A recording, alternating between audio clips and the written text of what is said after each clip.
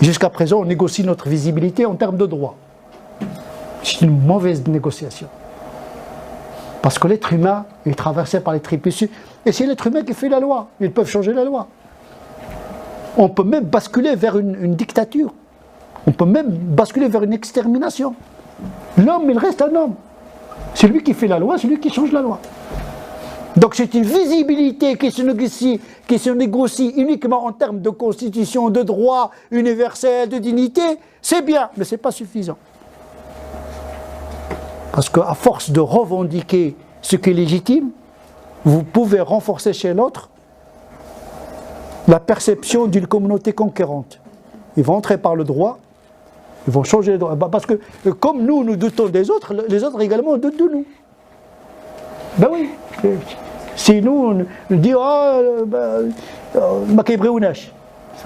c'est une formule comme un verset coranique, à force de la répéter, on ne nous aime pas. Mais qu'est-ce qu'on a fait pour être aimé? On aime les gens intelligents, on aime les gens qui sont forts, qui sont riches, qui sont influents. Mais l'humanité n'aime pas les pauvres et les marginaux. Il faut se faire aimer. Mais oui. Il faut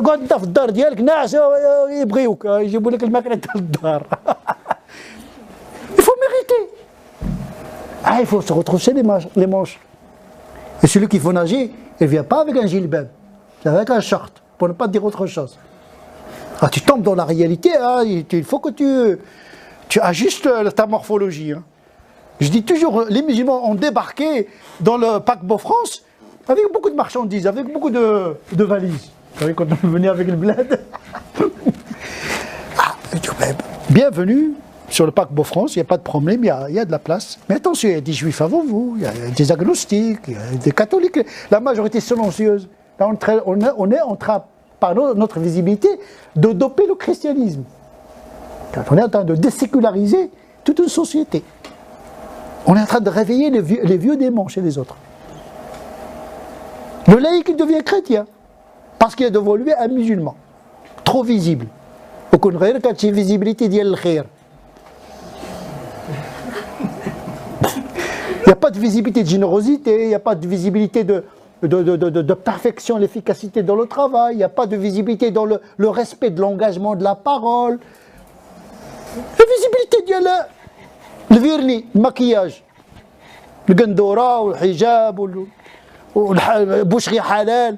On a plus de boucheries halal que de mosquées halal. Même dans nos mosquées, parfois je me pose la question, est-ce que c'est une mosquée halal? Il y a plus de bagarres que de prières. C'est une réalité sociologique, c'est ça la visibilité de l'islam également. Il n'y a pas que... De quelle visibilité? Déjà on est visible. Ethniquement on est visible. Tu n'as pas besoin de dire musulman. Oh, je veux qu'ils sachent musulman. Et alors, enchanté? Et après? Ça devient ridicule. Je veux être visible.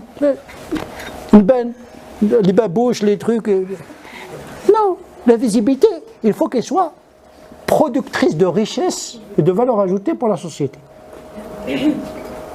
C'est l'aspect positif de cette présence. En matière d'apport philosophique, artistique, intellectuel. Aujourd'hui, la technique, c'est la question de notre temps. Quelle visibilité de discours théologique et philosophique sur la technique en tant que musulman? Niet. On tourne encore autour du hijab, autour de djilbab, autour de niqab, autour de la barbe, autour de qamis, autour de... Il n'y a que de la visibilité. On n'a pas d'autres sujets, nous. On nous impose des sujets, des fausses équations. Que dire de l'homme aujourd'hui? Quel discours théologique sur la société, sur l'humanitaire, sur la solidarité, sur ce que produit la technique comme altération de l'humain? On parle de l'augmentation de l'humain, on est en train de le diminuer. Il y a l'homme qui disparaît devant la machine. On va être bientôt gouverné par des algorithmes. Et il faut une visibilité de la pensée également. Il n'y a pas de pensée. Et donc, la réalité française, c'est une réalité également tripale, pas rationnelle.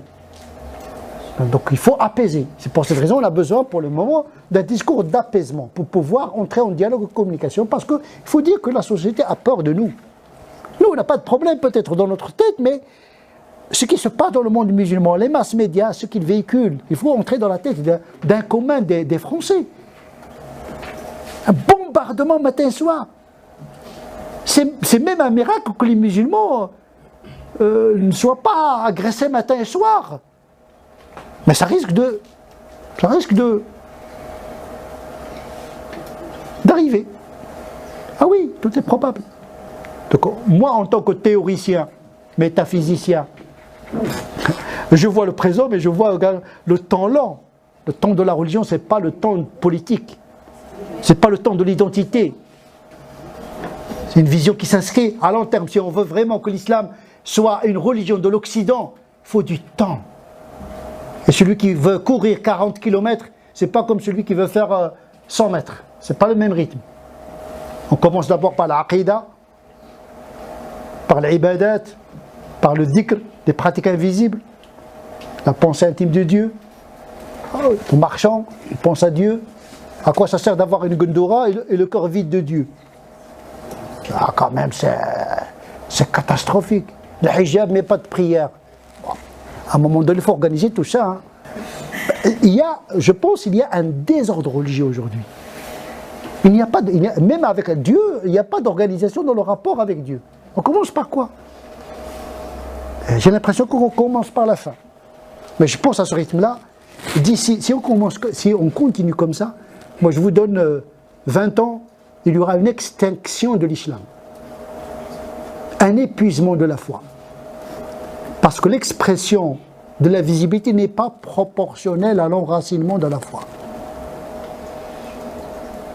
Mais oui, c'est en fonction de l'enracinement que la hauteur de la plante se mesure. Et voilà, tu ne peux pas montrer que tu es quelque chose, tu fais peur aux gens, alors qu'à la moindre tempête, tu es éradiqué de l'existence.